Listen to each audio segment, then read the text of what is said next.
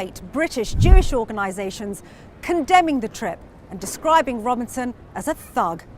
We should be very shocked that the Israeli government invited Tommy Robinson to Israel officially, but we shouldn't be surprised. Unfortunately, this is part of a long turn of the Israeli government and Israeli politics in general towards the far right, and towards using in particular Islamophobes across the European far right in particular, because they see it as serving their aims.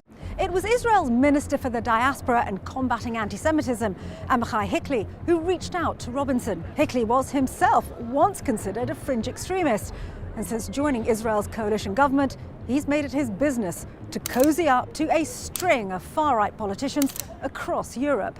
There are a few ways in which we can look at this. Technically, his title is the Minister in charge on relations with diaspora Jewry and in combating anti-Semitism. On both things, he's failing miserably. Also, why does Israel need a minister to combat anti-Semitism? It's literally the one problem Jews here do not have. This country is not anti-Semitic, and if our brothers and sisters who are in the diaspora need any kind of help combating anti-Semitism, then they're the one who should be leading that front and telling us how to best support them. At a rally for Tommy Robinson in Tel Aviv that attracted about 1,000 people, Hickley doubled down on his support for the former football hooligan. The minister was interviewed by the Canadian right-wing digital channel Rebel News. More on them later.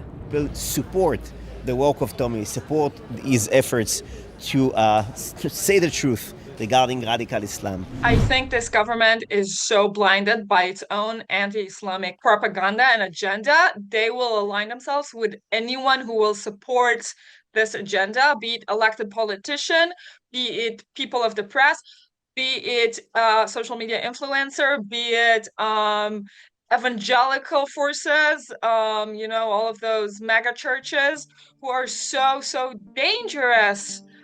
When you really examine them. Although this was Robinson's first government-backed trip, he's been trying to get himself noticed in Israel for some time. On a visit in 2016, he posted this picture of himself standing on a tank holding a machine gun in the occupied Golan Heights. Back then, Robinson led the anti-Islam group Pegida UK, which was a branch of its curiously named German counterpart, the Patriotic Europeans Against the Islamization of the Occident. Its ideology was almost identical to Robinson's previous far-right group, the English Defence League, which he helped found but had left 3 years earlier. The organisation's central message was that Islam posed a civilizational threat to the West. I think for a long time Robinson has been supportive of Israel. We can go back to his days in the English Defence League. There was actually a kind of Jewish Defence League division within the EDL itself. He's had a lot of kind of pro-Zionist, pro-Israel discourse in the past, but I guess this is the first time that he's been there as an official invitee, so it's quite a significant change in terms of the regime itself maybe recognising Robinson, but Robinson also seeing Israel as kind of bulwark of the West against Islam. Tommy Robinson insists he's never been directly funded by the State of Israel. Getting details of which organisations funded Robinson around this time are very hard to trace because, unlike political parties, protest movements like Pegida UK and the EDL are not required to declare who is donating money or resources. However, by 2019, Yaxley Lennon was distinctly flush with cash. He appeared at a Free Tommy rally in central London, flashing a new set of cap teeth, a slick new media organisation, and offering subsidised transport to his supporters. This new incarnation was in part down to 3 American business moguls, all of whom are self-declared anti-jihadists and strongly pro-Israel. Again, extreme anti-Islamic, extreme right-wing Jews in America that are supporting a lot of extreme notions, extreme anti-Islamic notions and actions here in Israel on the ground. I am not surprised that they're also supporting anti-Islamic notions in other places in the world. Actually, if you can make it look cohesive, if you can make it look like the extreme Islamists are going after Jews everywhere in the state of Israel and in the UK and in America, then you don't have to hold the Israeli government accountable for its action, right? There's no suggestion that Tommy Robinson's pro-Israel backers are providing the bulk of his income. Arguably, a more significant form of support comes from Elon Musk, whose role we'll explore in our next episode. However, Yaxley Lennon's pro-Israel backers have undoubtedly professionalized his activities. So, who's backing him?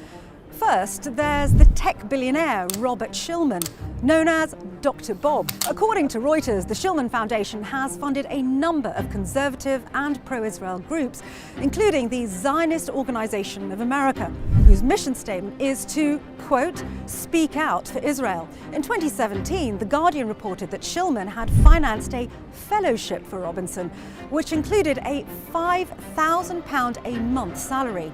The fellowship led to Robinson being employed as a reporter by the Canadian digital media site Rebel News, formerly Rebel Media.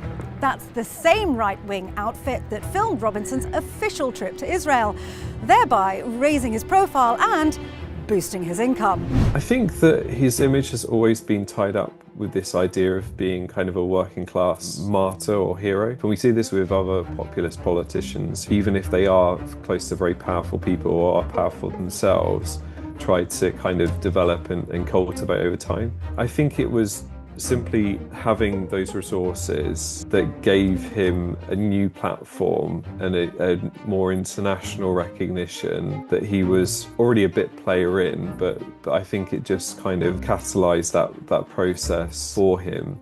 Another player was the late conservative author and media personality David Horowitz. He was one of America's most vociferous right-wing activists.